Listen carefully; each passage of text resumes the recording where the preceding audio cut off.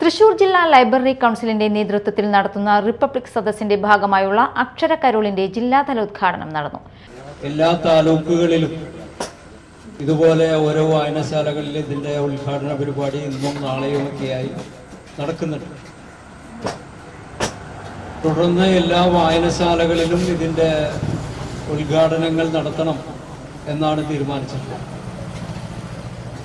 അക്ഷരക്കരോൾ എന്ന് കേൾക്കുമ്പോൾ നമ്മൾ ഈ ക്രിസ്തുമസ് കരോളിനെ പറ്റിയിട്ടാണ് കേൾക്കുന്നത്.